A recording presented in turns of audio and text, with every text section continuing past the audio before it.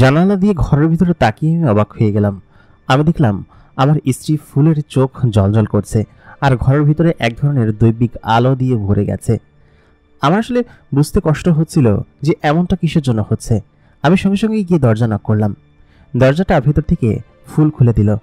খুলে দেওয়ার পর আমি খেয়াল করলাম সে সেখানে চুপ করে দাঁড়িয়ে আছে। আমি তাকে জিজ্ঞেস করলাম, তোমার শরীর দিয়ে এরকম আলো জ্বলছিল কিসের জন্য, আর তোমার চোখই বা জ্বলজ্বল করছিল কিসের জন্য? তুমি কে? সত্যি করে বলো। তুমি কি আমাকে ঠকাচ্ছ? আমাকে ধোঁকা দিচ্ছ? তুমি কোত্থেকে এসেছো এবং কেন এখানে এরকম ভাবে আলোকিত হয়ে তোমার শরীরকে আমি দেখতে পেলাম? তখন ফুল বলল, তুমি যা ভাবছো সেরকমটা কিছুই না। আমি তোমাকে ঠকাতে যাবো কিসের জন্য? আমি তখন সঙ্গে সঙ্গেই ফুলকে তার হাত ধরে এবং কাঁধ ধরে বললাম, তাহলে সত্যিটা বলো, তুমি কে এবং তুমি কেন আমার জীবনে এসেছো এবং কেন? সে কথা বলতেই ফুল তখন আমাদের বাচ্চাটিকে আমার বোন লিলির হাতে দিল। লিলি বাচ্চাটিকে নিয়ে পাশে বসে আছে। আমি তখন ফুলকে জোরে একটা ধাক্কা দিয়ে বললাম, তাহলে তুমি কিসের জন্য এরকম ভাবে অলৌকিকভাবে এখানে এরকম ভাবে আলোকিত হয়ে গেলে, আর তোমার চোখ কেন জ্বলজ্বল করছিল? ফুল তখন বলল যে আমি তোমাকে ধোঁকা দেইনি, তুমি কেন এরকমটা করছো? আমি তখন আবার তাকে বলতে লাগলাম, তুমি ধোঁকা দাওনি, তাহলে তুমি কিসের জন্য এরকম অদ্ভুত অদ্ভুত সব কাজ করো? তোমাকে কেউ দেখতে পায় না। আর সব থেকে বড় কথা হচ্ছে, লিলি তোমাকে কয়েকদিন কারোর সঙ্গে কথা বলতে দেখেছে এবং আমি আজকে দেখলাম। আমি আসলে লিলির কথা বিশ্বাসই করতে চাইনি, তবে আজকে নিজের চোখে না দেখলে বুঝতেই পারতাম না। তুমি সত্যি করে বলো, তুমি কে? তাড়াতাড়ি বলো। তাই বলে আমি তাকে আবার একটা ধাক্কা দিলাম। সে সঙ্গে সঙ্গেই নিচে পড়ে গেল এবং নিচে পড়ে বসে পড়ল। আমি তখন তাকে আবার বললাম, তুমি সত্যি করে তোমার পরিচয় বলো, না হলে আমি তোমাকে এই ঘর থেকে বের করে দিতে বাধ্য হব। ফুল তখন সেখানে বসে রইল এবং বসে আচমকা ফুলের শরীর চকচক করতে শুরু করলো এবং তার শরীর দিয়ে বের হতে থাকলো এক ধরনের দৈবিক আলো। তার চোখগুলো একদম ঝলমলে হতে শুরু করলো। চারিদিকে তখন বাতাস জোরে বইতে লাগলো এবং জানলার পাল্লাগুলো খুব দ্রুত বাড়ি খাচ্ছিল এবং এত জোরে বাতাস বইছিল যে ফুলের চুলগুলো তখন উঠতে শুরু করলো। লিলি বাচ্চাটিকে নিয়ে পাশে সরে গেল। বাচ্চাটি তখন কান্না করছিল। লিলি তাকে থামানোর জন্য ব্যস্ত হয়ে পড়ল। আর ঠিক সেই মুহূর্তে দেখল যে ফুল মাটি থেকে অনেকটা উপরে উঠে গিয়েছে এবং শূন্যে হাসছে এবং তার শরীর দিয়ে চকচক করে আলো বের হচ্ছে। তার চোখ দুটো জ্বলজ্বল করে জ্বলছে এবং এটা তার স্ত্রী ফুল। একেবারেই যেন তার বিশ্বাস হচ্ছে না। এটা কে? এতদিন তাহলে সে কার সঙ্গে সংসার করেছে? একটা মানুষ নাকি অন্য কোনো কিছুর সাথে? প্রিয় দর্শক, সকলে কেমন আছেন? স্বাগত জানাচ্ছি এতিম পরী এবং মানুষের প্রেম ও বিয়ের দ্বিতীয় পর্বে। আশা করি আপনারা সকলে ভালো আছেন। এতিম পরীর এই পর্ব অনেক আগেই আমি আপলোড করেছিলাম আমাদের চ্যানেলে। প্রথম পর্ব দেখার পর আপনারা অনেকেই আমাদেরকে দ্বিতীয় পর্ব আনার জন্য অনুরোধ করেছিলেন, সেজন্যই দ্বিতীয় পর্ব আপনাদের জন্য নিয়ে আসলাম। আশা করি যারা অপেক্ষা করেছিলেন তাদের জন্য দ্বিতীয় পর্ব শোনার অভিজ্ঞতা বেশ ভালো হবে। বরাবরের মতো কণ্ঠে আমি আরজি ইমরান আপনাদের সঙ্গে আছি এবং আপনারা দেখছেন দ্য মেগাবক্স প্রাইম। সেই সঙ্গে আমি আরেকটা অ্যানাউন্সমেন্ট দিয়ে রাখি, সেটা হচ্ছে জিনের দুনিয়া সিজন 5 খুব শীঘ্রই আমাদের চ্যানেল দ্য মেগাবক্সে আসতে চলেছে। আপনারা অনেকেই হয়তো জিনের দুনিয়া সিজন 5 এর জন্য অপেক্ষা করে আছেন, সেহেতু আপনারা অবশ্যই আর কিছুদিন অপেক্ষা করুন। জিনের দুনিয়া সিজন 5 খুব শীঘ্রই আপনাদের মাঝে আমি নিয়ে আসবো। আশা করি আপনারা খুব মনোযোগ দিয়ে শুনবেন। তাহলে চলুন আমরা বেশি কথা বাড়াবো না, আমরা দ্বিতীয় পর্বে চলে যাব। তার আগে বলে রাখি, আপনি যদি আমাদের চ্যানেলে নতুন হয়ে থাকেন তাহলে অবশ্যই চ্যানেলটিকে সাবস্ক্রাইব করে রাখবেন। আমি ফুলকে আসমানের শূন্যে ভেসে থাকা অবস্থায় দেখে সত্যি চমকে পেছনে সরে গেলাম। তখন আমার চোখ বড় বড় হয়ে গেল। আমি কি বলবো সেটা ভেবে উঠতে পারছিলাম না। আমি তখন ভয়ে ভয়ে তাকে বলে উঠলাম, তুমি কে এবং তুমি এতদিন আমার সঙ্গে ছিলে, তুমি আমার ফুল হতে পারো না। তুমি নিশ্চয়ই অন্য কোনো খারাপ বস্তু, যে কিনা আমার ফুলের উপর ভর করেছো। তুমি এখন এখান থেকে চলে যাও। ফুল তখন তার কণ্ঠ দিয়ে জোরে জোরে বলতে লাগলো, আমি তোমারই ফুল এবং আমি তোমার সঙ্গে মিথ্যা কথা বলেছি, তবে সেই মিথ্যা কথা সত্যি আমার স্বার্থের জন্য ছিল না। আমি সত্যি সেদিনকে বেশ অসহায় অবস্থায় তোমার কাছে এসে পড়েছিলাম এবং তুমি আমাকে হেল্প করে এখানে নিয়ে এসেছো। তারপর একটু একটু করে কিভাবে যে তোমার প্রেমে পড়ে যায় সেটা আমি আসলে বুঝতে পারিনি। সত্যি কথা আলী, আমি তোমাকে অনেক বেশি ভালোবাসি এবং ভালোবেসেই তোমাকে বিয়ে করেছি। আমি তোমাকে ঠকানোর উদ্দেশ্যে বা তোমার কাছ থেকে সত্য গোপন করতে চাইনি। তবে আমি মনে মনে ভাবতাম যে তোমার কাছে যদি সত্য গোপন করি তাহলে নিশ্চয়ই তুমি আমাকে হয়তো ভুল বুঝবে না, এই জন্য আমি তোমাকে সেই কথাগুলো বলিনি। তবে আমাদের সবকিছু তো ঠিকঠাকই চলছিল। এই লিলি আসার পর থেকেই সমস্ত কিছু ওলটপালট হয়ে গিয়েছে। ও আমাকে কয়েকবার দেখে ফেলেছে আমার আসল রূপে, যেটা কিনা আমি সত্যিই চাইনি। আর আমি যদি সত্যি তোমাদের কোনো ক্ষতি করতে চাইতাম, যদি সত্যি আমি এখানে না থেকে তোমাদের এখান থেকে চলে যেতে চাইতাম বা তোমাকে ধোঁকা দিতাম, তাহলে সেটার রূপ হতো অন্যরকম। কারণ আমরা কোনো মানুষ নই, আমি একটা জিন এবং আমি একটা পরী। এই কথা শুনেই লিলি তখন চিৎকার করে উঠল। ঠিক তখনই বাবুটা কেঁদে উঠল। তখন ফুল সঙ্গে সঙ্গেই নিচে নেমে এসে তার বাচ্চাকে কোলে নিতে গেল। আমি তখন বললাম, খবরদার আমার বাচ্চার কাছে আসবে না, তুমি একটা ধোঁকাবাজ এবং প্রতারক। তাই বলে লিলি আমার পাশে এসে বসলো। আমি বাচ্চাটাকে কোলে তুলে নিলাম। তারপর তার মুখে একটু পানি দিতেই সে খানিকটা শান্ত হলো। তারপর লিলি পাশে থেকে বলল, দাও ভাইয়া, আমার কাছে দাও। লিলি আমার বাচ্চাটাকে নিল। আমি তখন বললাম যে, তুমি এখান থেকে চলে যাও, তুমি একটা পরী এবং জিন সেটা আমাদের কাছ থেকে লুকিয়েছো এবং কেন আমাদের জীবনে এসেছো। আমি যে ফুলকে খুব বেশি ভালোবাসতাম সেটা আমি খুব ভালোভাবে জানি, তবে ওই মুহূর্তে ফুলের প্রতি আমার ভীষণ রাগ হচ্ছিল, যেটা কিনা আমি সত্যিই বলে বোঝাতে পারবো না যে কি পরিমাণ রাগ তার প্রতি আমার হচ্ছিল। ফুল তখন বলল, হ্যাঁ, আমাকে এখান থেকে তাড়িয়ে দাও, যাতে করে আমি আবার সেই নরকে গিয়ে পৌঁছাতে পারি, যে নরক থেকে আমি একবার ফিরে এসেছিলাম। এবং আমাকে মেরে ফেলো, তার থেকে ভালো আমাকে মেরে ফেলো, আমি মরে যাই। আমি তোমাকে কি ধোঁকা দিয়েছি আলী? আমি কি তোমাকে বলেছি যে আমি তোমার এটা নষ্ট করে ফেলেছি, ওইটা নষ্ট করে ফেলেছি? আমি তো শুধুমাত্র তোমার সঙ্গে আমার জীবনটা ভাগ করেছি, তাছাড়া তো কিছু করিনি। তোমার পরিবারের কোনো ক্ষতি করিনি, তোমার সঙ্গে শুধু থেকেছি আমার আসল পরিচয় গোপন রেখে। তাতে কি এমন দোষ হয়েছে? একথা বলতেই আমি তখন কিঞ্চিত চুপ হয়ে গেলাম। তখন বললাম যে, তুমি আমাকে যে না বলে তোমার আসল পরিচয়, তোমার জাতি, তোমার গোত্র, সমস্ত কিছু যে লুকিয়ে আমাকে বিয়ে করেছো সেটা। ফুল তখন বলে উঠল, আমি কি তোমার সংসারের উপর কখনো কোনো বিরক্তি প্রকাশ করেছি বা তোমার কোনো ক্ষতি করেছি? আমি তো তোমার সঙ্গে থাকতে চেয়েছি, তাহলে তুমি এমন করছো কেন আলী? সত্যি তুমি যেরকম আমি আগে জানতাম না, আর তুমি এরকম আচরণ করবে কখনো আমার সঙ্গে করিনি, সেই জন্য আমার খুব খারাপ লাগছে। আমি তখন বলে উঠলাম, দেখো, তুমি আমাদের সঙ্গে ধোঁকাধারি করেছো, তুমি এখান থেকে চলে যাও, তোমার মুখ আমরা দেখতে চাই না। তখন সে একটু নিচে এসে হাঁটু গেড়ে বসে পড়ল এবং বসে পড়ে বলল কি যে, তুমি আমাকে আবার সেই নরকে পাঠাতে চাচ্ছ, যে নরক থেকে আমি ফিরে তোমার কাছে এসেছিলাম এবং আমার জীবন সম্পূর্ণরূপে বদলে গিয়েছিল। তখন চারিদিকটা একটু শান্ত হয়ে গেল, সকল কিছু চুপচাপ। রাতের অন্ধকারে সমস্ত কিছু যেন একদম নিঃশব্দে, কোনো শব্দ হচ্ছে না। আমি তখন বললাম, তুমি আমার জীবনে কেন এসেছো, আর তুমি কিসের নরকের কথা বলছো? কিছু তো বুঝতে পারছি না। ফুল তখন বলে উঠল, আসলে আমি যেখানে থাকতাম সেখানে আমাকে আমার চাচা এবং চাচি সবসময় আমাকে অত্যাচার এবং টর্চার করত। সেসব শুধুমাত্র আমি এতিম হবার কারণে। তুমি হয়তো জানো না, আমি একজন এতিম এবং আমার বাবা মা কেউই নেই। আমি একটা পড়ি, সেটা ঠিক আছে, এবং জিন জাতিদের গোত্র থেকে এসেছি তোমার কাছে, কিন্তু তারও একটা ইতিহাস আছে। তোমার মনে আছে আলী, তুমি যেদিন আমাকে রাস্তার ধারে পেয়েছিলে, সেদিন আমি কি মুমূর্ষু অবস্থায় ছিলাম?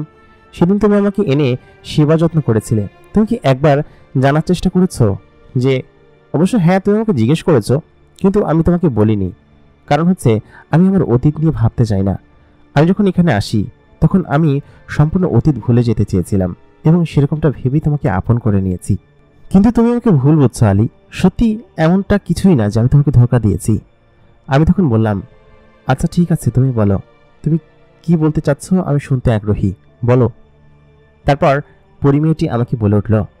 ফুল বলল যে, আমি একজন এতিম। ছোটবেলা থেকেই আমি আমার চাচা চাচির কাছে মানুষ হয়েছি। ছোটবেলা বলতে যখন আমার বেশ ভালোই বয়স, আমি তখন যুবতী হয়ে উঠেছি, ঠিক তখন আমার বাবা মা একটা দুর্ঘটনায় মারা যান। তখন থেকেই আমার চাচা এবং চাচি আমাকে দেখে রেখেছেন এবং আশেপাশের আরও অনেকেই আমাকে দেখভাল করত। আমি যে বাড়িটাতে থাকতাম সেই বাড়িটা ছিল আমার আব্বাজানের তৈরি এবং আমার চাচা এবং চাচির নজর সেই বাড়ির উপর ছিল, কারণ তারা ছিল একটু দরিদ্র এবং একটু গরিব জিন। এবং আমার আব্বার অনেক বেশি সম্পদ ছিল এবং অনেক ব্যবসা বাণিজ্য ছিল, যেগুলো কিনা আমার চাচাই পরবর্তীতে দেখভালের দায়িত্ব নেন এবং আমার নিজের দায়িত্বও নেন। আমাদের যত সহায় সম্পত্তি ছিল সবকিছু ছিল আমার অধীনে এবং আমার নামে, যার কারণে আমার চাচা এবং চাচি আমার পূর্ণ বয়স্ক হওয়া পর্যন্ত অপেক্ষা করেছে, যাতে করে আমার সমস্ত সম্পত্তি তারা নিয়ে যেতে পারেন। ছোটবেলা থেকেই আমার চাচা চাচি আমার উপর একটু অন্য নজরে দেখতেন, বিশেষ করে সম্পত্তির জন্য আদর যত্ন করতেন এবং মাঝে মধ্যে অনেক কড়া কথাও বলতেন, তবে সেগুলো আমি আমলে নিতাম না। একটু যখন বড় হলাম তখন আমার চাচা এবং চাচি আমার প্রতি যেন অন্যরকম রূট ব্যবহার করতে শুরু করলেন। মানে হচ্ছে আমার সম্পত্তি নেওয়ার জন্য যে তারা এরকমটা করছে সেটা আমি শুরুতে বুঝতে পারিনি। তারা শুরুতে এরকম কাজকামি করছিল। তো সাধারণত আমাদের জিনের দুনিয়ার নিয়ম হচ্ছে কোনো মেয়ের কাছে যদি কোনো সম্পত্তি থাকে, সেই সম্পত্তি সম্পূর্ণরূপে কোনো ছেলে যদি তাকে বিয়ে করে তাহলে তার হয়ে যায়। এবং একটা জিন যখন কোনো জিনকে বিয়ে করে, মেয়ে জিন যখন কোনো ছেলে জিনকে বিয়ে করে, তখন সারা জীবন তার সঙ্গেই থাকতে হয়, ফেরত আসার কোনো নিয়ম নেই। এবং এরকমভাবেই চলে আসছে। যাই হোক, সেখানে আমাকে হচ্ছে আমার যে চাচাতো ভাই আছে তার সঙ্গে বিয়ে দেওয়ার জন্য এক প্রকার তারা ষড়যন্ত্র করতে থাকে। আমার চাচাতো ভাই আমার থেকে খানিকটা ছোট ছিল, 1-2 বছরের ছোট হবে। তবে তার সঙ্গে বিয়ে দেওয়ার জন্য আমার চাচারা সকলে বেশ অত্যাচার করতে শুরু করে আমার উপর। যেমন আমাকে তারা শান্তি মতো ঘুমাতে দিত না। আমাকে তারা বলতো যে এরকমভাবে ওকে বিয়ে করতে হবে, হ্যান ত্যান। সেটা পরে, তবে আগের থেকেই এই চাচাতো ভাই আমাকে বেশ বিরক্ত করতো। যেমন একদিনের কথা, আমি যখন গোসল করছিলাম তখন আমার চাচাতো ভাই আমার রুমে ঢুকে আমার গোসল করা প্রায় দেখেই ফেলেছিল। আমি বুঝতে পেরে গিয়ে তাকে যখন সেখান থেকে মারতে মারতে বাহিরে বের করি, তখন আমার চাচা বলে যে কয়েকদিন পরে তোর সঙ্গে তোর বিয়ে হবেই, তাহলে দেখলে কি কি হয়েছে। কোনো ভদ্র কোনো ছেলে এবং জিন নিশ্চয়ই এরকম কাজ করতে পারে না, যার জন্য তার প্রতি আমার ঘৃণা জন্মাচ্ছিল। তারপর একদিন আমি দুপুরবেলা শুয়ে আছি, তখন সে আমার ঘরের ভিতরে ঢুকে আমার পেটে হাত দিয়েছিল, যেটা কিনা আমার কাছে খুব খারাপ লেগেছে এবং তাকে আমি মারধর করেছিলাম। এসব নিয়ে চাচা চাচা আমাকে অনেক ধরনের কথা শুনিয়েছিল। শুধুমাত্র তাই না, কিছুদিন পর যখন আমি তাদের ছেলেকে বিয়ে করার জন্য না করে দিলাম, তখন তারা আমার পর অত্যাচারের পরিমাণ বাড়িয়ে দিল। যেমন আমাকে খেতে দিত না, আমার সম্পত্তি তারা সমস্ত কিছু ভোগ দখল করে রেখেছে, সমস্ত কিছু করেছে। আমি যে ওখান থেকে বের হয়ে আমার যে সর্দার আছে সেই সর্দারের কাছে যাব, সেই সর্দারের কাছে যাওয়ার পর্যন্ত অবস্থা ছিল না। তারা আমাকে এক প্রকার গৃহবন্দী করে রেখেছিল প্রায় 4 বছর, এবং সেই 4 বছর আমি ঘর থেকে একদমই বের হতে পারিনি। তারা বলেছে যদি তারা আমাকে রাজি করায় তার ছেলেকে বিয়ে করার জন্য, তাহলে সে হয়তো মেনে নিবে বিষয়টা যে আমি আপনাকে বিয়ে করব, তাহলে হয়তো তারা আমাকে এখান থেকে বের করবে এবং মুক্ত করে দিবে। তাতে করে হবে কি, আমি হয়তো তাদের হাতের খেলার পুতুল হয়ে যাব। এবং যে জিনটা ছিল আমার চাচাতো ভাই, সেই জিনটা ছিল অনেক বদ এবং খারাপ একটা জিন। এটা কিভাবে বুঝলাম, তার অসংখ্য মেয়ের সঙ্গে অ্যাফেয়ার ছিল এবং তাদের সঙ্গে সে এইসব জিনিস করে বেড়াতো, খারাপ কাজ করে বেড়াতো, যেটা আমার কাছে খুব খারাপ লাগতো। এবং যত ধরনের নেশা, খারাপ কাজ যা কিছু আছে এই ছেলে করত। আমি তো তাকে ছোটবেলা থেকে দেখেছি এবং চিনি, জানি, সব বিষয়ে আমার ধারণা আছে। তো আমার চাচা এবং চাচি এরকমটা করতে শুরু করলো। আমি যে সেখান থেকে বেরিয়ে আমার মামা বাড়িতে যাব, সেটারও কোনো উপায় ছিল না, কারণ তারা আমাকে সেখান থেকে বের হতে দিচ্ছিল না। আর আমার মামা বাড়ির কেউই আমাকে কখনো খোঁজ খবর করতে আসেনি। মামা বাড়ির অনেকে বেশ বড় লোক ছিল, নানা এবং নানি মারা যাওয়ার পর থেকে মামা বাড়ির কেউ আমার খোঁজও করেনি। এবং আমি সেখানেই এক প্রকার সেই প্রাসাদের ভিতরেই এক দুর্বিষহ জীবন কাটাতে শুরু করলাম, যেটা কিনা আমার জন্য ছিল খুবই কষ্টকর বিষয়। একদিন আমার এক বান্ধবী আমার খোঁজে আমাদের বাড়িতে আসলো। সেই বান্ধবীটি আগে আমাদের এখানেই থাকতো, তবে বিয়ে হয়ে যাওয়ার পরে সে আর আমার সঙ্গে দেখাও করতে আসেনি বা এরকম কোনো কিছু করতে আসেনি। তো আমি তাকে যখন দেখা করতে আসলো, তখন আমার চাচা হচ্ছে কি বাড়িতে ছিল না, আর চাচি সম্ভবত কোথাও একটা গিয়েছিল, যার কারণে সেই বান্ধবী বাড়ির ভিতরে ঢুকে পড়ে এবং ঢুকে এক দাসীকে জিজ্ঞেস করার পরে সেই দাসী নিষেধ করে প্রথমে। তবে দূরে আমার যে কক্ষ ছিল সেই কক্ষের সামনে আমার জামা কাপড় মিলে থাকা দেখা অবস্থায় সে তখন বুঝে যায় যে সত্যি আমি ঘরের ভিতরে আছি এবং কোনো বিপদে আছি। ও ছিল আমার সব থেকে কাছের বান্ধবী, এবং সেই বান্ধবী আমাকে তখন দেখে ফেলে। আমি যখন বারান্দায় আসি, সঙ্গে সঙ্গে সে দাসীকে ধাক্কা মেরে দিয়ে আমার রুমের ভিতরে প্রবেশ করে, এবং প্রবেশ করার পর আমি তাকে প্রথমবারের মতো এত বছর পর দেখে সত্যি আবেগে আপ্লুত হয়ে পড়ি এবং তাকে সমস্ত ঘটনা খুলে বলি। আমার সেই বান্ধবী বলে, আচ্ছা ঠিক আছে, তোকে আমি এখান থেকে বের করে নিয়ে যাব, চল এখনই চল। আমি তখন তাকে বলি, এখন কিভাবে যাব, ওরা তো সকলে বাসায় আছে।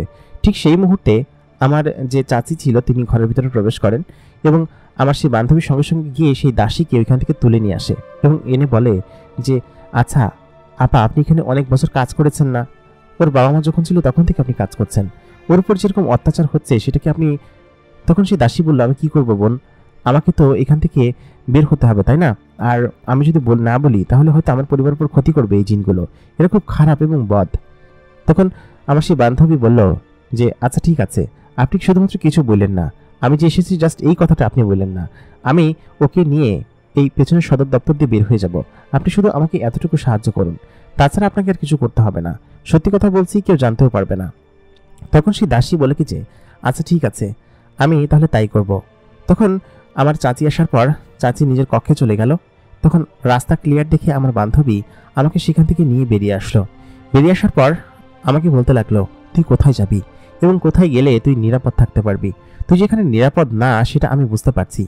আমি তখন ওই বান্ধবীর বাসায় চলে এসেছি। বান্ধবীর বাসা তো নিরাপদ, আর ওই জিনগুলো অন্ততপক্ষে এখানে এসে আমাকে খোঁজ করবে না, কারণ বান্ধবী চলে গিয়েছে শ্বশুর বাড়ি, সেটা ওরা খুব ভালোভাবে জানে এবং আমার বান্ধবীর সঙ্গে অনেকদিন যোগাযোগ হয় না তাও জানে। আমি নিশ্চয়ই অন্য কোথায় যাবো সেই সব জায়গায় খোঁজ খবর করবে। প্রথমে হয়তো খোঁজ খবর করবে আমার মামা বাড়ি, তারপর অন্য অন্য জায়গা, সেসব জায়গায় খোঁজ করবে। সেই জন্য আমি সিদ্ধান্ত নিলাম আমার বান্ধবীর বাড়িতে থাকবো। আমি যাওয়ার পর সমস্ত ঘটনা বললাম যে শুরুর কয়েক বছর বাবা মা মারা যাওয়ার পর তো ঠিক ছিল, কিন্তু তারপর থেকে এরা আমার উপর অত্যাচার করতে শুরু করে এবং আমাকে নানাভাবে কষ্ট দিতে শুরু করে। পরবর্তীতে এই ছেলের, আমার যে চাচাতো ভাই আছে, এর এবং এর পরিবারের সমস্ত বিষয় নিয়ে এবং তাদের শারীরিকভাবে নির্যাতন এবং মানসিকভাবে নির্যাতন, এমনকি এই ছেলে প্রত্যেকদিন রাত্রেবেলা আমার কক্ষে এমনভাবে আসতো যেন আমাকে তারা একদম রেপ করবে, এরকম একটা পরিস্থিতিতে আমার কাছে আসতো। পরবর্তীতে আমি দরজা জানলা বন্ধ করে এমনভাবে ঘুমাই, তার হাতে আতঙ্কে থাকতাম এবং খুব কষ্টে জীবনযাপন পার করেছি। বান্ধবী একথা বলার পর ও বলল কি যে খুব ভয়াবহ অবস্থা, এরকম জিনেরা হতে পারে। সত্যি আমার বিশ্বাসই ছিল না। আর তোর চাচা চাচিকে দেখে তো খুব ভালো জিন মনে হয়, কিন্তু ওরা এরকমটা করলো, সত্যি আমার বিশ্বাস হচ্ছে না। আজকে তো এখানে থাক। তারপর ওদিনকে যখন আমি ওর সঙ্গে ঘুমিয়েছিলাম তখন আমার পরিস্থিতি এতটাই খারাপ ছিল যে আমি কয়েকবার রাত্রেবেলা জেগে জেগে উঠেছি যে এই বুঝি ওরা আমাকে নিতে আসলো এবং আমাকে হয়তো ওরা মেরে ফেলবে, এরকম পরিস্থিতি। আমার বান্ধবী আমাকে সামলে বলল যে তোর এরকম ভয়ানক পরিস্থিতি আমি জানতাম না। যাই হোক, পরের দিন সত্যি সত্যি ওরা মামার বাড়িতে খোঁজে গিয়েছিল। আমি এবং আমার বান্ধবী আমার মামার বাড়িতে যাই। আমার বড় মামা আমাকে বলে কি যে তোকে এখানে আমরা রাখতে পারবো না। বড় মামার আবার 3টা স্ত্রী ছিল এবং তার অনেকগুলো সন্তান ছিল, যার কারণে সেই বাড়িতে আমার জায়গা হবে না, তাও জেনেও আমি সেখানে গিয়েছিলাম। তবে আমার চাচা এবং আমার চাচাতো ভাই যে এখানে এসেছিল সেটা বড় মামা বলেছে এবং আমি বলেছি যে মামা, ওরা আমাকে এরকমভাবে তাড়া করছে কারণ আমি ওদের ছেলেকে বিয়ে করব না। মামা বললো কি যে বিয়ে করলে সমস্যা কি, বিয়ে করে ফেল, বিয়েতে তোকে করতেই হবে তাই না, আর তাছাড়া নিজের ঘরের ছেলে। মামাতে তো কিছু জানতো না। আমি বললাম মামা ঠিক আছে, তোমার সাফাই গাইতে হবে না, তোমার কাছে এসেছি, তুমি শুধুমাত্র এতটুকু দয়া করো, তোমার কাছে এসেছিলাম এটা তুমি বললো না। তারপর মেঝো মামার কাছে গেলাম, মেঝো মামা ঠিক একই অবস্থা। সর্বশেষে গেলাম ছোট মামার কাছে। ছোট মামা আমাকে সব থেকে বেশি আদর করতো, ছোটবেলায় আমাকে সবকিছু এনে দিত এবং ঘুরতেও নিয়ে যেত।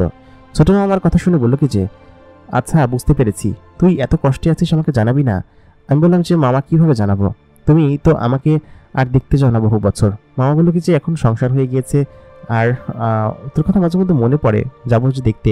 মাঝখানে একবার দেখতে গিয়েছিলাম, তো তোর চাচি বললো কি যে তুই নাকি কোথায় গিয়েছিস বেড়াতে, এই জন্য তখন তখন বললো কি যে আচ্ছা, সেই সময় আমাকে মনে আটকে রেখেছিল এবং কে কীভাবে আসতো তা আমি দেখতে পেতাম না। তার মানে ছোট মামা আমাকে 2বার দেখতে গিয়েছে এবং আমাকে পাইনি সেখানে। মামা বললো তাহলে এই ব্যাপার, ওদেরকে আমি ছাড়বো না। তাই বলে মামা কয়েকজন লোক জিনকে ডেকে বললো কি যে চল তো দেখে আসি, আর এটা একটা বিহিত করেই ছাড়বো এবং সর্দারের কাছে বিচার দিব। আমি মামাকে বললাম মামা তুমি ওদেরকে সাথে পারবে না, আর সর্দারের সঙ্গে ওদের খুব ভালো সম্পর্ক। ওরা সর্দার তোমার কথা শুনবে না, কারণ সর্দারকে ওরা টাকা পয়সা দিয়ে মুখ বন্ধ করে রেখেছে। আমার বাবার সমস্ত সহায় সম্পত্তি এবং যা কিছু আছে সমস্ত কিছু তো ওদের কাছেই রয়েছে, তাই না? মামা তুমি সত্যি যেও না, ওদের কাছে গেলে ওরা তোমাকে হয়তো কোনো ক্ষতি করবে। আমি চাই না যে তোমার কোনো ক্ষতি করুক, আমি ওখানে আর ফিরে যেতে চাই না। ওরা খুবই খারাপ এবং খুবই বদ, এবং ওরা এখনকার সময় ওইখানকার সব থেকে প্রভাবশালী জিন। এবং আমার যত সম্পত্তি এখানে আছে, কোনো সম্পত্তি আমার লাগবে না, কোনো কিছু আমার চাই না। আমার শুধুমাত্র একটু সুখ শান্তি চাই। বিগত 8-9 বছর ধরে আমি বহুত অশান্তি এবং অসুখ বহন করেছি, আর বিগত 4 বছর তো আমার জীবনে জাহান্নাম নেমে এসেছিল, যে জাহান্নামে আমি আর ফিরে যেতে চাই না। মামা প্লিজ দয়া করে তুমি আমাকে এখানে একটা আশ্রয় দাও, আমি তোমার এখানে থাকতে চাই। তারপর ভালো একটা জিন দেখে তুমি আমাকে বিয়ে দিয়ে দিও, কিন্তু আমি সত্যি ওখানে যেতে চাই না। মামা তখন আমাকে জড়িয়ে ধরে বললো কি যে আচ্ছা ঠিক আছে ফুল, তুই তাহলে যা বিশ্রাম কর। আর হচ্ছে গিয়ে আমার বান্ধবীকে বললো তুমিও ওর সঙ্গে আরেকদিন থেকে যাও, ওর ভালো লাগবে। তো আমার বান্ধবী তখন বললো আমি তো মামা থাকতে পারবো না, আমার হাজব্যান্ড আছে, ও আজকে আসবে, আমাকে ফিরে যেতে হবে, আমি রাত্রের দিকে চলে যাব। তো তারপর যাই হোক, আমার বান্ধবী আমাকে সহ দোতলার একটা কক্ষ আমাকে থাকতে দিল, এবং আমার বান্ধবী তখন প্রায় 6 ঘন্টার মতো ছিল। সে আমাকে বুঝিয়ে শুনিয়ে গেল ওই 6 ঘন্টা, বলো কিছু চিন্তা করিস না, এখানে থাক, আপাতত তো একটা জায়গা হয়েছে, তুই ভালো থাকতে পারবি, সমস্যা নেই, আর কোনো সমস্যা হলে তুই আমাকে শুধু ডাক দিস, হ্যাঁ আমি চলে আসব। তো আমাদের জিনেদের মধ্যে একটা নিয়ম আছে, হচ্ছে গিয়ে আমরা খুব দ্রুত সিগন্যাল পাঠাতে পারি। সিগন্যাল বলতে আমাদের একটা আপনাদের এখানে যেমন ফোন কল করা যায় বা এরকম কোনো কিছু করা যায়। তো আমরা যদি কাউকে মন থেকে খুব চাই বা মন থেকে ডাকি, তাহলে সে হয়তো ওই জিনিসটা শোনে বা তার মনে হয় যে আমাকে কেউ ডাকছে এবং তখন চলে আসে। আর আমি চাইলে কোনো জিন দূতকে দিয়ে খুব শীঘ্রই সেখান থেকে খবর নিয়ে আসতে পারবো যে আমার বান্ধবী বিপদে আছে, তাড়াতাড়ি আয়। তো যাই হোক, আমাকে বলে তখন চলে গেল এখান থেকে। চলে যাওয়ার পর আমার খুব একাকী লাগছে এবং খুব খারাপ লাগছিল, এবং সেই রাত্রেবেলা আমার ঘুম হলো না, আমার মাঝে মধ্যে ছাড়া ছাড়া ঘুম হলো। তো সকালবেলা উঠে আমি শুনতে পেলাম যে আমার চাচাতো ভাই, আমার চাচা এবং চাচি এসেছে আমাকে নেওয়ার জন্য। তো আমার মামা তখন চিৎকার চেঁচামেচি করতেছে যে আমার ভাগ্নি কোথায়, ভাগ্নিকে হারায় ফেলছেন, হ্যান ত্যান চিৎকার চেঁচামেচি করলো এবং বলতেছে যে তোমরা এরকমভাবে ভাগ্নিকে কি করছো, গুম করে ফেলছো নাকি তাদের সম্পত্তির লোভে, এরকম চিৎকার চেঁচামেচি করতেছে। তো আমি তখন উপরতলা থেকে দরজার ফাঁক দিয়ে তখন দেখতে লাগলাম যে মামা এবং মামি বসে আছে। তো চাচা হচ্ছে কি পুরো ঘর সার্চ করবে, বলতেছে কি তোমার ঘরে ও নিশ্চয়ই আছে, সেটা আমি বুঝতে পারতেছি। তোমার মামা তো কোনোভাবেই দিবে না, তারে গলা ধরে তাকে গলা ধাক্কা দিয়ে বের করে দেবে, এরকম একটা অবস্থা। তো চাচা তখন বললো যে তোদেরকে আমি দেখে নিব, তোর ভাগ্নিকে লুকায় রাখছিস? তো মামা তখন বললো যে হ্যাঁ রাখছি, তোর কোনো সমস্যা? আমার ভাগ্নির এই অবস্থা করছিস, তোর নামে আমি বিচার দিব এবং আমি বড় সর্দারের কাছে যাব। আমাদের এই কয়েকটা গোত্রের আবার একটা বড় শয়তান ছিল, বড় সর্দার ছিল, সেই সর্দারের কাছে গেলে হয়তো উনি কোনো একটা বিহিত করবে। তো চাচা বলে কিছু যার কাছে যাস। তো চাচা যেহেতু প্রভাবশালী লোক ছিল এবং প্রভাবশালী লোক হয়েছে শুধুমাত্র আমার বাবার সম্পত্তির কারণে, এর আগে তো তারা দরিদ্র ছিল। আমার বাবা নিজেও একজন বড় প্রভাবশালী লোক ছিলেন, জিন ছিলেন। তো যাই হোক, তিনি তখন এখান থেকে চলে গেল। তো আমি জানি যে আমার চাচা আবার আসবে। তো সেদিন রাত্রবেলা আমি আমার নিজের কক্ষে শুয়ে আছি। তো সেই মুহূর্তে আমি খেয়াল করলাম যে জানলা দিয়ে একটা কালো ধোঁয়া প্রবেশ করলো এবং এসে আমার শরীরের উপর ভর করে শুলো আর কি। তো সেটা আমি বুঝতে পারলাম এবং আমি কোনোভাবে নাড়াচাড়া করতে পারছিলাম না, এবং আমি দেখলাম যে এটা আমার সেই চাচাতো ভাই, ওই জিনটা, যে কিনা আমার শরীরের উপর ভর করে আমাকে আর কি আমার শারীরিক সম্পর্ক করতে চাচ্ছে আমার সঙ্গে। এবং তখন আমি এক প্রকার সেখান থেকে ধোঁয়া হয়ে উড়ে যাই, উড়িয়ে পাশে একটা কক্ষ আছে, সেই কক্ষের ভিতরে চলে আসি। ও তখন ধোঁয়া হয়ে আমার পেছন পেছন আসে এবং এসে আমাকে ক্ষতি করার চেষ্টা করে। তো সেই মতো আমি চিৎকার করার পরে আমার মামা, তারপর এখানকার যারা কেয়ারটেকার ওরা যারা আছে সকলে আসে, এসে তখন ওকে বন্দি করে। তো বন্দি করার পরে তখন ওকে ধরে বাঁধে ওইখানে এবং আমার মামাকে বেদম পেটায়, মারে আর কি। তো মারার এক পর্যায়ে তখন হচ্ছে গিয়ে বলে কি যে আমি আর আসবো না, আমাকে ছেড়ে দেন। তো যাই হোক, পরের দিন আমার চাচা আসে, চাচি আসে এবং আমার সামনে বলে কি যে তুই যাবি না তাহলে? আমি বললাম যে আপনার মতো এরকম বাজে একজন লোকের কাছে আমি আর যাবো না, আর আপনার যদি সম্পত্তি দরকার হয় তাহলে আপনি সম্পত্তি রেখে দেন, আমার সম্পত্তির দরকার নেই, এবং আপনি সেখানে গিয়ে আপনার সম্পত্তি মুড়িয়ে খান, ওই সম্পত্তি আমার দরকার নেই, দয়া করে আমার পিছু ছেড়ে দেন, আর আমি সম্পত্তি কখনো দাবি করতে আসবো না। তাই বলার পরে আমার সেই চাচাতো ভাইকে নিয়ে তখন তারা এখান থেকে চলে যায় এবং বলে সত্যি তো, কখনো আসবি না? তো ওটা চলে যাওয়ার পরে মামা আমাকে বলে যে তুই সম্পত্তি ছেড়ে দিবি? আমি এটা নিয়ে বড় বড় জায়গায় যাব এবং বড় সর্দারের কাছে যাব। আমি মামাকে তখন বলি যে মামা তুমি এগুলো বাদ দাও না, থাক, এগুলোর কোনো দরকার নেই, আমি সম্পত্তি ছেড়ে দিছি। তো তখন মামি একটু তানা মেরে বলে যে সম্পত্তি ছেড়ে দিয়ে এখানে এসে তাহলে কিসের জন্য উঠছো? আর তোমাকেও বলি হারি, ওর সম্পত্তি নাই, ওকে আমরা এখানে এরকমভাবে রাখবো কিসের জন্য? তখন আমি আসলে মামির স্বার্থটা বুঝতে পারলাম। মামি তাহলে এই কয়েকদিন আমাকে এখানে রেখেছে শুধুমাত্র সম্পত্তির স্বার্থে। যদি কিছু সম্পত্তি পাওয়া যায়, আমার মামাতো বোনেরা আছে, ভাইয়েরা আছে, বড় বড় সবাই আমার বয়স থেকে একটু কাছাকাছি, এবং আমার বড় একটা মামাতো ভাই আছে। তো সব মিলিয়ে ওরা আমাকে তখন বলতে লাগলো যে কি মহান ব্যক্তি আসছে, সম্পত্তি ছেড়ে দিয়ে এসে উনি এখানে এসে উঠছে। তো সকলে নানান খোঁটা দিতে শুরু করলো। তো আমি তখন মামাকে বললাম মামা ওরা যেহেতু এগুলো বলতেছে তাহলে আমি চলে যাই। তো মামা তখন বলতেছে তুই কোথায় যাবি? আমি তখন বললাম যে কোথায় যাব জানি না, তবে আমি এখান থেকে চলে যাই। মামি এবং মামাতো ভাইরা সকলে যদি কথা বলতেছে, আর এখান থেকে কি করব? আর আমি একজন এতিম, এই জন্যই তো সকলে আমার উপর এত খ্যাপা বা এত ইয়ে করতেছে। তো মামা তখন বললো না, তুই এবারতে থাকবি, হয়তো তুই আর আমি থাকবো, আর না হলে কেউ থাকবে না। তো তখন মামি চিৎকার চেঁচামেচি করতে শুরু করে, তবে আমি ঘরের উপরে চলে যাই। তো যাই এরকম করে প্রায় মাসখানিক আমি সেখানে থাকি। তো মামির কথা প্রত্যেকদিন আমার শুনতে হইতো এবং মাসখানিক সেখানে অনেক কষ্ট করে থাকছি। তো একদিন সন্ধ্যার দিকে আমি ভাবলাম যে না, আমি আর এখানে থাকবো না, এখানে থাকা আর আমার চাচার বাড়িতে থাকা একই কথা, তার চেয়ে বরঞ্চ আমি আমার চাচাতো ভাইকে বিয়ে করে সেখানে থাকি। অন্তত পক্ষে এই মামির কথা তো শুনতে হবে না, সেখানে হয়তো আমার নিজের সম্পত্তি বা যা কিছু আছে নিজের মতো করে ভোগ করে থাকতে পারবো। চাচা চাচি মারা যাওয়ার পরে হয়তো একটা সময় আমি সুখের দেখা পাবো, সেটা চিন্তা করে আমি তখন ওইখান থেকে বের হয়ে যাই রাত্রেবেলা। এবং এত পরিমাণ কষ্ট লাগতেছিল আমার সেই সময়, আমি আমার বান্ধবীকেও বলতে পারছিলাম না, কোনো কিছুই করতে পারছিলাম না। আমার মামা আমাকে অনেক ভালোবাসি এবং আমার মামির জন্য মূলত হচ্ছে তিনি আমাকে মাঝে মধ্যে বকাঝকা করতো, তবে সেটা আমি বুঝতে পারতাম, তার সামনে হয়তো করতো, কিন্তু পেছন পেছন অনেক বেশি ভালোবাসতো আমাকে। তো আমি যখন সেখান থেকে চলে আসি, আমার মামা তখন হচ্ছে আমার মামিকে মেরে প্রায় আধমরা করে ফেলার একটা অবস্থা, যে তুই তাকে তাড়িয়ে দিয়েছিস, বাজে কথা বলেছিস কিসের জন্য। তো যেদিন আমি চলে আসি সেদিন হচ্ছে আমার মামা বাড়িতে ছিল না। আমার মামি আমাকে নানান ধরনের কথা বলেছে যে এখান থেকে বের হয়ে যা, ছোটো লোকের বাচ্চা, এতিম, হ্যান ত্যান, কোনো পরিচয় নাই, এইসব কথা বলে আমাকে বের করে দিয়েছে। তো আমি খুব কষ্ট পাইছিলাম। তো মামার মারার জায়েজ আছে, তো মামা মেরে তখন আমাকে খুঁজতে বের হয়। তো খুঁজতে বের হওয়ার এক পর্যায়ে তিনি আমাকে হয়তো খুঁজে পান না, এটা আমি হচ্ছে গিয়ে পরবর্তীতে আমার বান্ধবীর কাছে শুনি। তো আমি তখন সেখান থেকে বের হয়ে আসি। তো বের হয়ে আমি তখন জঙ্গলের ভিতর দিয়ে হাঁটছিলাম, ঘুরছিলাম। তো ওই মুহূর্তে আমি হচ্ছে তখন একটা বিরাট যে জিন আছে, মানে হচ্ছে জঙ্গলের ভিতরে তো খারাপ জিনেরা ঘোরাফেরা করে এবং তারা ভালো সুন্দরী কোনো পরিটরি দেখলে তাদের উপর আক্রমণ করে বা তাদের উপর হামলা করে, এরকম পরিস্থিতি তারা করে। তো এই জন্য হচ্ছে আমার খুব খুব খুব বেশি ভয় লাগছিল ওই সময়, ওই মুহূর্তের মধ্যে। তো আমি ভয়ে ভয়ে তখন সামনে এগোতে লাগলাম জঙ্গলের ভিতর। তখন বেশ খানিকটা রাত হয়ে গিয়েছিল এবং আশেপাশের অনেক জিনেরা ঘোরাফেরা করছিল, যেসব জিনেরা খুব বদ জিন। তো আমি তখন একটা গাছের আড়ালে লুকিয়ে পড়লাম। তো আমাদের পরিরিদের গায়ে, জিনেদের গায়ে এক ধরনের সুঘ্রাণ আছে, সেই সুঘ্রাণটা আমি কোনোভাবে লুকানো যায় না, বাতাসের মাধ্যমে সেই সুঘ্রাণটা ছড়িয়ে যায় এবং সেটা সে পেয়ে যায়, যেটা কিনা আমার শরীরে তুমি সবসময় পাও এবং আমাকে তুমি বলো যে আমার শরীরের সুঘ্রাণটা নাকি খুব সুন্দর এবং খুব মায়াময়, খুব ভালো লাগে নাকি তোমার। তো তখন আমি আবার সেখানে ভয়ে ভয়ে এরকম হাঁটাচলা করতে শুরু করি এবং ওইখান থেকে আমাদের প্রাসাদ ছিল বেশ খানিকটা দূরে, অনেক দূরে। তো এই এক রাত্রের ভিতরে যাওয়া সম্ভব না। সাধারণত দ্রুতগতির কিছু বাহন আছে, যেগুলো কিনা এক ধরনের ঘোড়া আমাদেরকে বয়ে নিয়ে যায়। তো সেই ঘোড়ার বাহনে আমরা না চড়ে খুব দ্রুত গতিতে যেতে পারছিলাম না এবং আমি নিজে অসুস্থ ছিলাম। মামি আমাকে মারধর করেছিল 2 দিন আগে। তো সেসব তো আমি মামাকে বলতে পারতাম না, খুব কষ্ট হতো আমার। তো আমি সেখানে এসে তখন এক জায়গায় বসে পড়ি।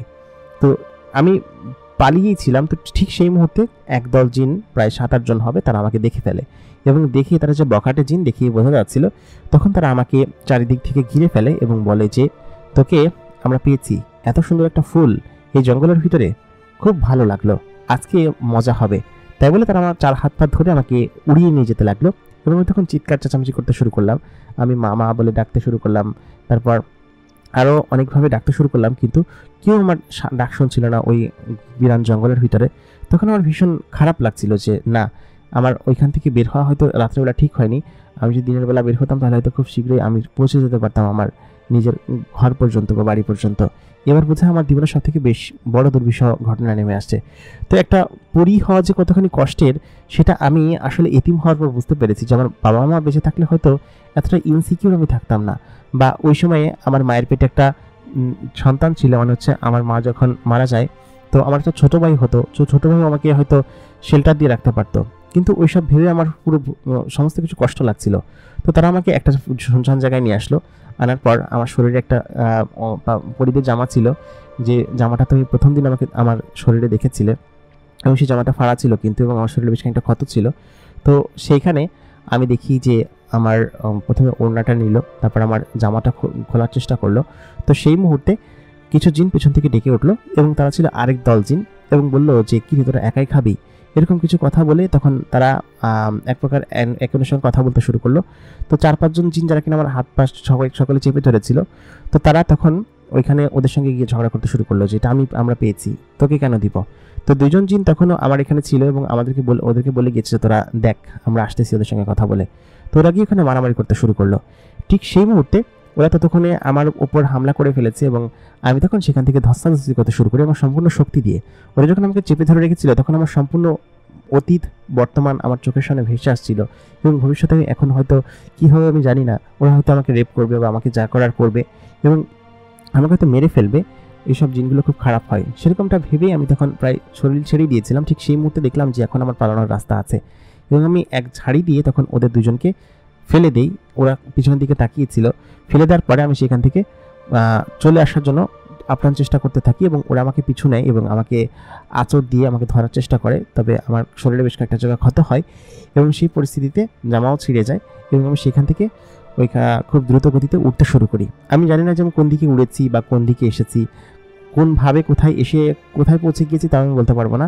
তো আমি যখন পালিয়ে যাই তখন সমস্ত জিনগুলো আমার পেছনে লেগে লেগে লাগতে শুরু করে। তবে যারা মারামারি করছিল ওরা মারামারি করছিল, প্রায় 5-6টা জিন আমার দিকে হচ্ছে এগোতে শুরু করে এবং আমাকে ধরার চেষ্টা করে। তো আমি প্রাণপণে ছুটছিলাম এবং আমি জানি যে এই ছোটা যত দ্রুত ছুটবো তত হয়তো আমার প্রাণ বাঁচার সম্ভাবনা থাকবে এবং বাড়ি পর্যন্ত পৌঁছে যাব। তবে উড়াধরা বা উলটপালটভাবে যেভাবে উঠছিলাম আমি জানি না, এবং এক পর্যায়ে আমি একটা গাছের কাছে এসে হোঁচট খাই এবং আমি কোন দিক থেকে কোথায় চলে আসি আমি জানি না। তারপর আমি একটা গাছের পাশে বাড়ি খেয়ে পড়ে যাই। এরপরে আমার আর কিছু মনে নেই, আমি সম্পূর্ণরূপে সেন্সলেস হয়ে যাই। তারপরে কি হয়েছে আমি জানি না। এরপর যখন আমি চোখ খুলি তখন আমি আমার চোখের সামনে তোমাকে দেখতে পাই এবং তোমাকে দেখে সম্ভবত তোমার উপর আক্রমণ করেছিলাম নাকি আমি জানি না, আমার মনে নেই। তবে সর্বপ্রথম যখন তোমাকে দেখলাম, তোমার সেই মুখমণ্ডল, তোমার চেহারা, তোমার মুখের সেই কালো দাড়ি, তোমার সেই ইনোসেন্ট ফেস, যা কিনা দেখে আমার কাছে মনে হয়েছে যে তুমি হয়তো ওই জিনগুলোর মতো না, একটু ভালো।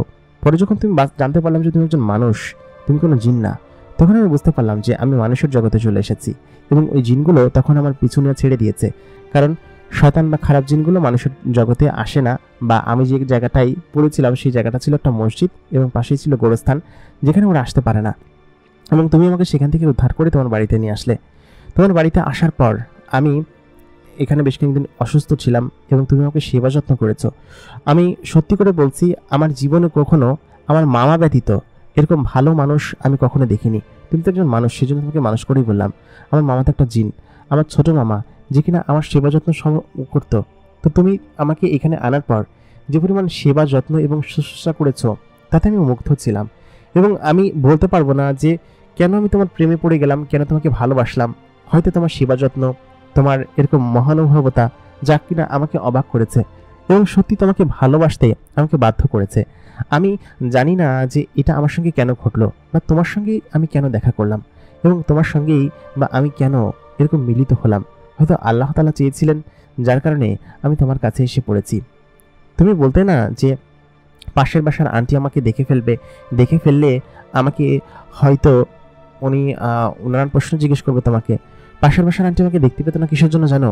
কারণ আমি যে একটা জিন, আমি তো মানুষ না। আমি চাইলে আমার রূপ পরিবর্তন করতে পারি, আমি চাইলে অদৃশ্য হতে পারি। আমাকে শুধুমাত্র তুমিই দেখতে পেতে, পাশের বাসার আন্টি অথবা কেউ দেখতে পেত না।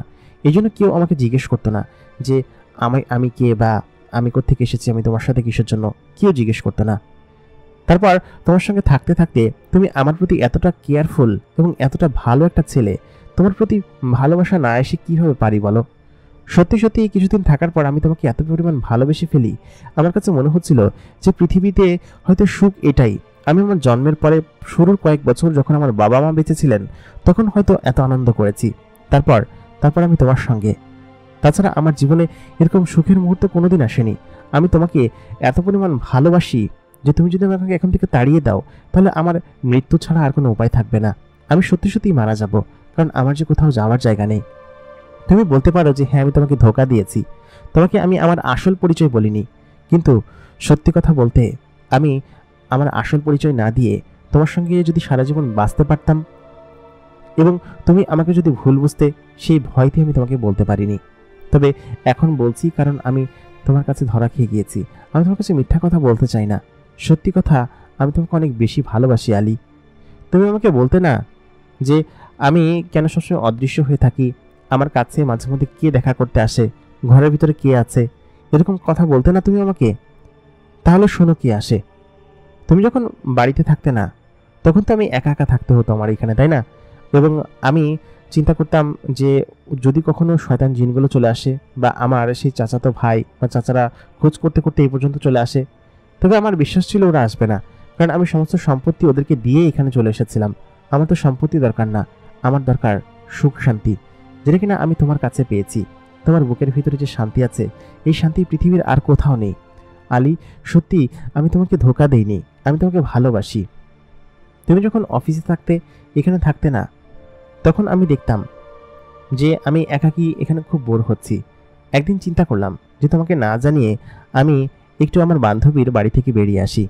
যদি সেখানে গিয়ে আমার বান্ধবীর সঙ্গে দেখা করা যায় তাহলে হয়তো ভালো লাগবে, কিংবা আমার বান্ধবী মাঝে মধ্যে এখানে আসলে ওর সঙ্গে গল্প করা যাবে, ওর সঙ্গে আনন্দে হয়তো কিছুটা মেলামেশা করা যাবে, যে কিনা আমার জীবনে হয়তো অন্যরকম একটা অধ্যায়।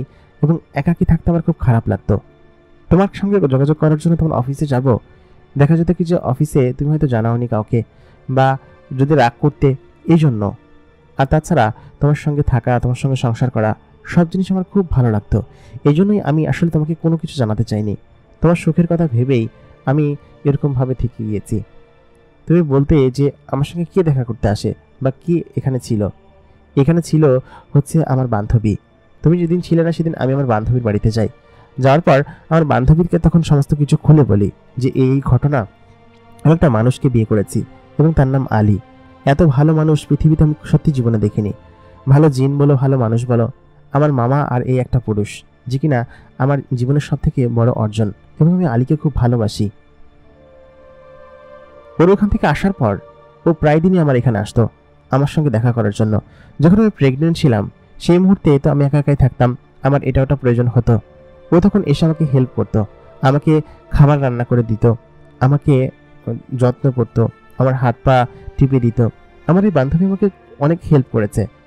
তারপর তুমি লিলিকে এখানে নিয়ে আসলে এবং আমার সেবা শুশ্রূষা করতে এখানে নিয়ে আসলে এবং সমস্ত কিছু দেখভাল করার জন্য নিয়ে আসলে, যা কিনা আমার কাছে প্রথমে বার্ডেন ছিল, কারণ আমার বান্ধবী তখন এখানে আসতো এবং লিলি তখন কয়েকদিন দেখে ফেলেছে যে আমার বান্ধবী এসে আমার সঙ্গে কথা বলতো।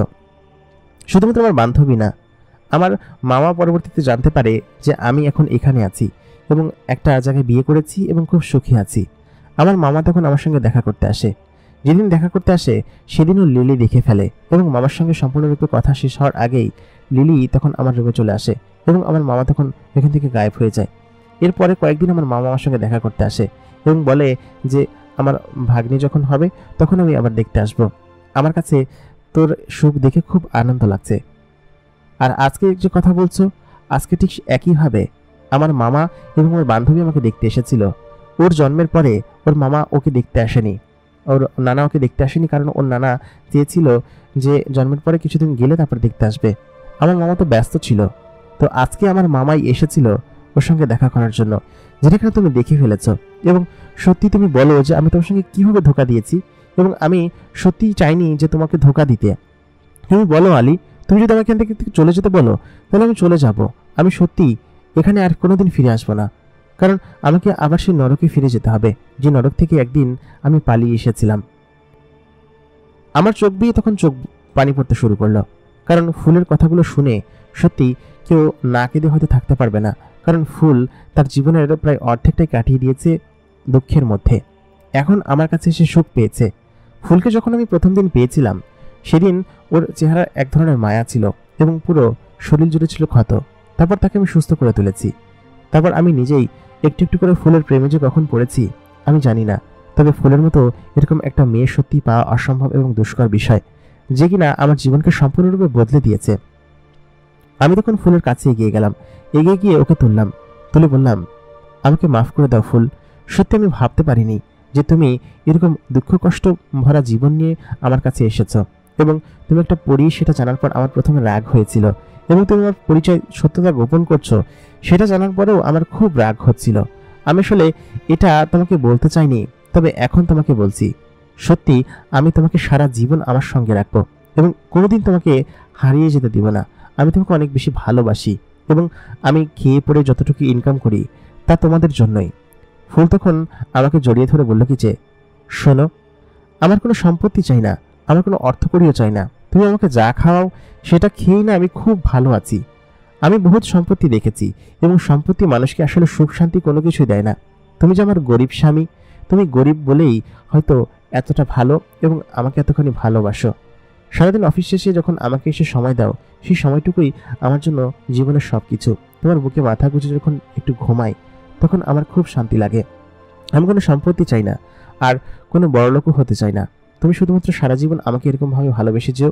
তুমি গরিব তাতে আমার কোনো কিছু যায় আসে না, আমি শুধুমাত্র তোমাকেই ভালোবাসি এবং সারা জীবন তোমাকেই ভালোবেসে যেতে চাই। আমি আর কোনো কিছু চাই না। ঠিক তখন লিলি আমাদের কাছে এগিয়ে আসলো। আমাদের বাচ্চা তখন আড়মোড়া করে নড়ে উঠল। তখন আমি বাচ্চাটাকে কোলে নিয়ে বললাম, এই নাও, এই বাচ্চা তোমার কাছ থেকে কেড়ে নিয়েছিলাম আমি, আর আমাদের সুখ শান্তি এখন এই বাচ্চাকে ঘিরেই। আমাদের সংসার এরকমভাবে চলবে এখন থেকে, এবং আমি তোমাকে অনেক ভুল বুঝেছি, আমাকে মাফ করে দাও। লিলি তখন বলল, ভাবি, সত্যি আমিও তোমাকে অনেক ভুল বুঝেছি ভাবি। আমি সত্যি ভেবেছিলাম তুমি হয়তো কোনো খারাপ জিনিস বা তোমার ওপর কোনো খারাপ জিন পরিতে ভর করেছে, কিন্তু তুমি নিজেই যে একটা জিন পরি সেটা সত্যি আমি জানতাম না। এবং এটা শোনার পর আমার খুবই আনন্দ লাগছে, কারণ আমি আমার জীবনে জিনপরির গল্প অনেক শুনেছি, কিন্তু জিনপরি কখনো দেখিনি। কিন্তু সত্যি তুমি যে একটা পরীর মতো সুন্দরী মেয়ে সেটা আমি প্রথম দিন দেখেই বুঝতে পেরেছিলাম। এবং আমার ভাবি একটা পরী, এটা দেখে আমার খুব আনন্দ লাগছে জানো ভাবি। এবং তোমার মতো ভাবি খুঁজে পাওয়া সত্যি কষ্টকর। তুমি বললে না আমার ভাইয়ের মতো ছেলে হয়তো পাওয়া যাবে না, তোমার মতো ভাবিও কোথাও পাওয়া যাবে না। তাই বলে লিলি ফুলকে জড়িয়ে ধরলো এবং আমি তখন ওদের দুজনকে জড়িয়ে ধরে কান্না করতে শুরু করলাম। তখন আমাদের বাবু জেগে উঠলো, জেগে কান্না করতে শুরু করলো। তখন ফুল বললো কি যে দেখো ভাইয়া, তোমার বাচ্চাও বুঝে গিয়েছে যে এই সিচুয়েশনে কান্না করতে হবে। তখন কান্না করে ফেললো সকলে। ঠিক সেই মুহূর্তে আমি দেখলাম জানালা দিয়ে একটা আলো আমাদের ঘরের ভিতরে প্রবেশ করলো। আলোটা ছিল অনেক বেশি চকচকে এবং খুব টলটলে। সেই আলোটা আচমকা একটা মানুষে পরিণত হয়ে গেল। লোকটা খানিকটা বৃদ্ধ, তার মুখে কাঁচা সাদা দাড়ি এবং পরনে এক ধরনের সাদা হিজাবের মতো জামা এবং মাথায় পাগড়ি রয়েছে। তখন লিলি বলে উঠল, এটা কি আবার? ওই বাবা রে! ফুল তখন বলল, ভয় পেও না, উনি হচ্ছেন আমার মামা, আমার ছোট মামা। উনিই আজকে আমার সঙ্গে দেখা করতে এসেছিলেন। ঠিক তখনই ছোট মামা আমাদের কাছে এগিয়ে আসলো। আমি তখন তাকে সালাম দিলাম। ছোট মামা সালামের উত্তর গ্রহণ করলো। তারপর বলল যে, আলী, তোমার কথা আমি অনেক শুনেছি, তোমার সঙ্গে দেখা করারও ইচ্ছে ছিল আমার। আর আমি চেয়েছিলাম যে তোমার সঙ্গে ভালো সম্পর্ক হোক, আমাদের দেখা হোক, তুমি আমাদের বাড়িতে বেড়াতে যাও ওকে নিয়ে। কিন্তু ওই না করতো। যদি আলী শুনে তাহলে হয়তো রাগ করবে।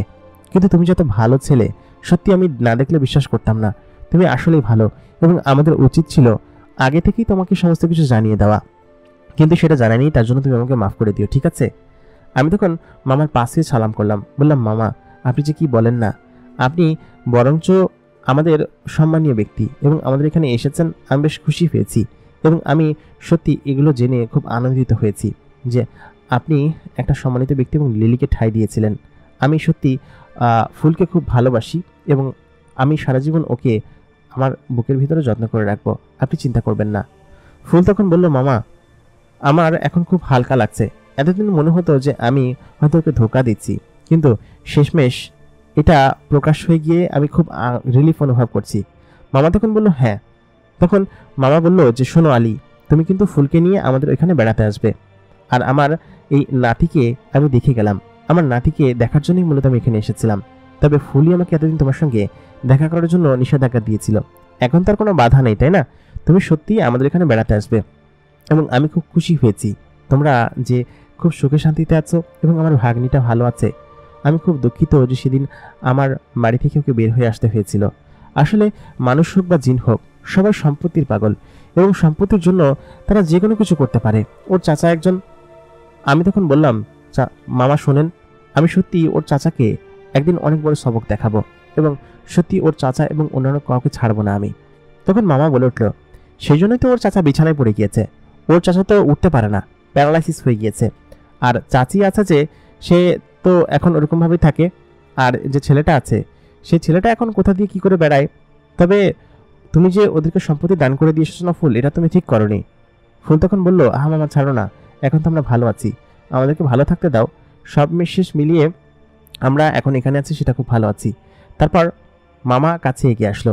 এগিয়ে আসার পর আমাদের সন্তানকে দেখে একটা থলে দিল, বলল কি যে এর ভিতরে ওর জন্য বালা, গহনা এবং কিছু জিনিস আছে, এই জিনিসগুলো আমি ওকে উপহার দিলাম। প্রথমে আমি নিতে চাইলাম না, পরে ফুল বলল কি যে মামা দিচ্ছে যেহেতু তুমি গ্রহণ করো। পরে দেখলাম সেগুলো সম্পূর্ণ সোনার এবং খুব দামি জিনিস। মামা আমাদের সন্তানকে দান করে গিয়েছে এবং যাওয়ার সময় বলল, শোনো আলী, আমি তোমাদেরকে কিছুদিন পরে নিতে আসবো, তোমরা কিন্তু আমাদের সেখানে বেড়াতে যাবে এবং আমি অবশ্যই না করতে পারবে না, ঠিক আছে? আমি তখন বললাম, আচ্ছা মামা ঠিক আছে, আপনি যেহেতু এসেছেন আমি বেশ খুশি হয়েছি এবং আপনার আত্মীয়তা এবং দাওয়াত আমি গ্রহণ করলাম। তখন মামা আমাদের চোখের সামনে থেকে গায়েব হয়ে গেল এবং সেই মুহূর্তে লিলি বলে উঠল, কি মজা, কি মজা, আমরা এখন জিনের জগতে যাব। ভাইয়া সত্যি জিন দেখিনি কোনোদিন, এই প্রথম জিন দেখলাম এবং আমার ভাবি তো আছে, আমার প্রাণপ্রিয় ভাবি। তারপর আমি বললাম কি যে, জি না, আপনি এখন বাড়িতে যাচ্ছেন, আপনাকে নিয়ে যাব না আমি। ফুল তখন বলে উঠল, আহা ও যাক না, ওকে আমরা নিয়ে যাব। আর মামা কিছুদিন পরে আসুক, আর ও এখানে আছে, বেশ ভালো আছে, ও থাকুক। ওর কলেজও তো খোলেনি এখনো, তাই না? কলেজে কি যাবি না? লিলি তখন বলল, আমি যাবো, তুমি এখন আমাকে কলেজের কথা মনে করে দিও না, তাহলে ভাই আমাকে আবার ফেরত পাঠিয়ে দিবে। তাই বলে ফুল হেসে উঠল এবং আমি তখন হেসে উঠলাম। প্রিয় দর্শক, আমাদের এই গল্পের দ্বিতীয় পর্ব এখানে শেষ হয়ে গেল। তৃতীয় পর্বে কি হবে জানতে হলে আমাদের সঙ্গে থাকুন। আশা করি গল্পটা আপনাদের কাছে ভালো লেগেছে এবং তৃতীয় পর্বে জানতে হলে আমাদের সঙ্গে থাকুন এবং আমাদের চ্যানেলটিকে সাবস্ক্রাইব করুন, যাতে করে তৃতীয় পর্বের নোটিফিকেশন আপনারা সরাসরি পেয়ে যান। সেই সঙ্গে কমেন্ট করে জানান আপনাদের কাছে কেমন লাগলো এবং প্রথম এপিসোড যারা দেখেননি তারা এখনই এই চ্যানেলের ভিতর ঢুকে অবশ্যই দেখে আসুন অথবা সার্চ করুন এতিম পরীর লিখে। দেখা হচ্ছে পরবর্তী এপিসোডে। এতক্ষণ আমি আজ ইমরান আপনাদের সঙ্গে ছিলাম এবং আপনারা দেখছেন দ্য মেগাবক্স প্রাইম। মেগাবক্স প্রাইম ভিডিওগুলো কেমন লাগে অবশ্যই আমাদেরকে কমেন্ট করে জানাতে ভুলবেন না। দেখা হচ্ছে পরবর্তী এপিসোডে। ধন্যবাদ সবাইকে।